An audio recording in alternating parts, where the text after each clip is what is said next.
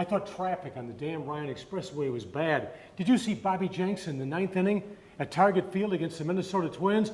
Implosion time!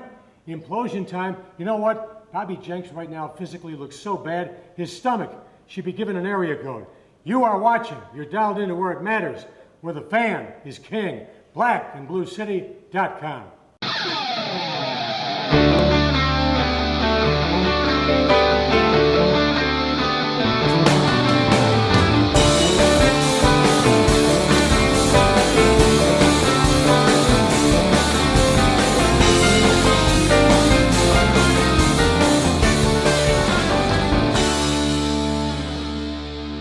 BlackandBlueCity.com with Copic.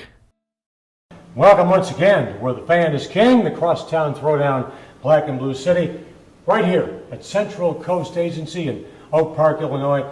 We welcome, representing the north side, the King Kong of the Corn Belt, our good friend Joel Radwanski, and weighing 275 pounds, twisted steel and sex appeal, a man who truly believes that the White Sox should be dealing with closer by committee, Mr. Matt Benson. All right, Radwanski, you're in the leadoff position today. Lou Piniella walks into Jim Hendry and says, I want to manage this club in 2011 and 2012. Do you sign him today? Do you give him 2 more years? I won't give him 2 more years, but it all depends on this thing, Chet. If you're not firing Jim Hendry and you're going to stick with Jim Hendry, you let him come back next year, because what's going to happen is they're going to fire him eventually, Jim Hendry, that is.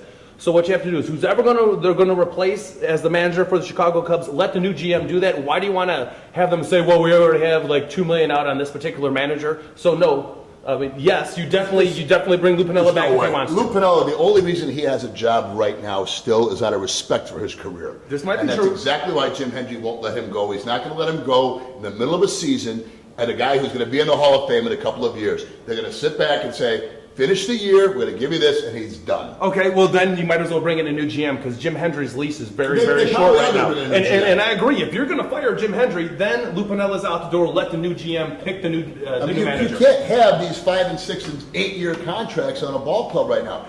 Over and over, they've proved this. We've always been mad at the White Sox management because Reinsdorf won't give these long-term contracts. Why we lost out on Roger Clemens 10 years ago, because he wouldn't give a contract over 3 years. But you see, time and time again, these long-term contracts tend to be failures. All right, Benson, you're Kenny Williams. Paul Konerko walks into you tonight and says, I want a brand new 2-year contract. I want to finish my career with the Chicago White Sox. I'll do it for reasonable money. Would you sign him? Absolutely. You have to bring it back. Everyone wants to say, bro, this is the face of this ball club. It is all about PK.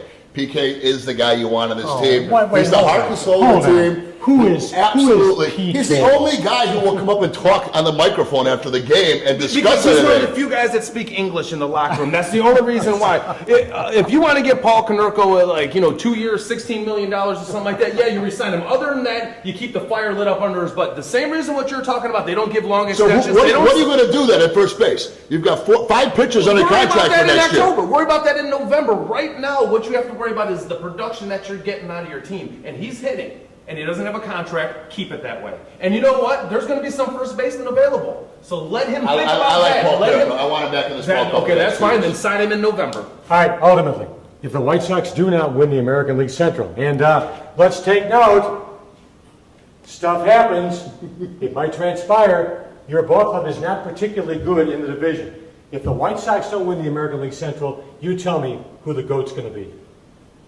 I think the ball club's built for a long term. The go to this team, I don't know. I don't know. I think you'd have to look at some of the young guys they brought up that they probably put too much faith in. Someone like a Gordon Beckham would probably cost some of the first 2 months of the season. The first half. Martin was probably a goal in this team. He won't play anymore, so he won't be the GOAT. I understand that, but if you're going to not make the championship, if you're not going to get into the playoffs this year, it's going to be because of your first 2 months. And your first 2 months are probably the failure of too many young guys in the lineup who didn't perform when we put too much of the expectation on them. Gordon Beckham is the GOAT because he was the face of the organization from the beginning of the year. All of a sudden, he's starting to hit the ball, so he won't be the issue. Who's going to fade in the second half? It's going to be Alex Rios. He's going to end up being the GOAT of this team. He's not going to perform like he did in the first half, and the White Sox need him to be a 330-30 guy, and it's not going to happen. And by the way, let's mention Sunday at the Target Field against the Minnesota Twins, Alex Rios' throw headed toward the cutoff man was last seen somewhere over Fargo, North Dakota. We're back in a moment. Stay with us. Crosstown Throwdown, where the fan is king. This is Black and Blue City. All right, Radwanski, Benson, myself, we've gone to bed. We've had a big-time debate, as usual, on blackandbluecity.com. Now, it's your opportunity right here on Facebook. If Lou Piniella walked into Jim Hendry right now and said, I want to manage in 2011 and I want to manage in 2012, if you're Hendry and the Cubs, just what would you do with a guy who is almost 70 years old? We want your opinions. Let us know on Facebook and check out Black and Blue City on WCIU.com. Time says it all. Hey, are you black? Are you a White Sox fan? Do you bleed the Cubby Blue? Hey, don't forget to check us out on Facebook. Check out Black and Blue City. Let us know what you're thinking about. We may put your question right here on this very show. All right, Benson, put on your North Side colors. If you were a Cub fan, upon the return of Carlos Zambrano, assuming he does pitch again before the return of Halley's Comet, would you cheer Carlos Zambrano, or would your attitude be, hey, you big bum, show me something? Oh, as a fan of the team, you've got to cheer him. I mean, well, what are you really going to boo about this guy? Why? Because he's your stud. I mean, you're paying him $90 million. You go out and boo him. You got to boo this guy somehow. Mm-hmm. I'll take him on my side of town if you guys don't want him. By the way, Matt, you look a lot smarter in blue. And as much as I don't want to do it, I'm going to do it just for the sake of the team, and I will cheer Carlos Zambrano until July 31st, because that is one guy, if you boo him, he'll absolutely sulk and re-implode, and I want to move him. Get him out there, get an 8-game, throw 8 innings and a 2-hitter or something. Well, you know, he's coming out of the bullpen when he comes back. Lou Piniella said he's going to have to earn his way. I don't think he's going to pitch. No, he'll be back. He'll be back. I'm going to say he doesn't pitch in Wrigley Field again this year. You know the whole thing. $91 million. You know what? Bingo. Timeout. You just won round 2. I'm of the same opinion. Zambrano will not pitch for the Cubs again this year. He is right now being groomed to be traded. He's going back to the minor leagues. He's going to end up somewhere, and you know what? I'll take him on my side. Well, you said earlier that half of the dugout doesn't speak English. I'll take Zambrano over there with the rest of those guys that are from the Dominican.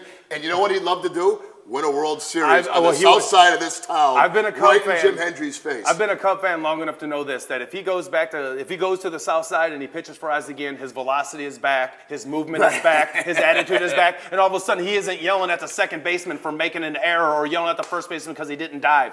He'll be the perfect citizen, by the way, for half a season, Matt. Then you have to deal with him next year. You want to know, Joel, really what the problem is with the whole Cub mentality? Of course mentality? I do. Yes. The whole Cub mentality. Please tell me. Just like the honeymoons. The whole Cub mentality. I need to know. Please. The reason. On Friday, Ted Lilly beats Philadelphia. Afterwards, the Cubs are talking playoffs. What transpires on Saturday? The stud, the closer, Carlos Marmol, takes the pipe in the 9th inning. That's why you're in your 102nd year with absolutely nothing. By the way, blowing the save by Marmol didn't bother me as much as him imploding and getting all freaked out because Soto didn't get the tag down. That really bothered me. And the whole idea of, let's talk playoffs. Let's get to 500 first. You're in 4th place, 3 teams ahead of you. 2 of them aren't all that great. You know what, let's worry about getting to 500, then you can talk playoffs. You can't talk playoffs when you're 9 games below 500 when you're saying it. It's ridiculous. I'll tell you something about Carlos Marmol. We've talked about this before. If you don't bring a bat up to home plate, you will beat him in the 9th inning. This guy cannot throw 3 strikes. 5 walks in that game. 5 walks in that game. And just don't swing. My point is this. If somebody makes a mistake, pick your teammate up. You know, Greg Maddux did it. Bob Gibson did it. All the great pitchers in the history of the game. I remember a game in 2003. Someone made a mistake at Wrigley. Mark Pryor, I think, got a little upset. You know, all you are is about ancient history. We're talking about the most latest things going on in Chicago baseball. I'm surprised you haven't brought up that they won a world championship in 1917. Time, we're back. Radwanski, the north side. Benson, south side, silver and black. I'm Kopic, Black and Blue City. Chet Kopic had Matt Benson in a headlock for the simple fact of a stupid question. So he came to me, and here's my question. This past weekend, the Phillies and the Twins came back on our teams because the closer couldn't get it done in the 9th. Well, the 8th inning guys were doing all right. Our foul pole question is this. Do you automatically go to your closer in the 9th inning? Go to blackandbluecity.com and answer that question. The unwritten rule of baseball, you automatically go to your closer, fair or foul. blackandbluecity.com.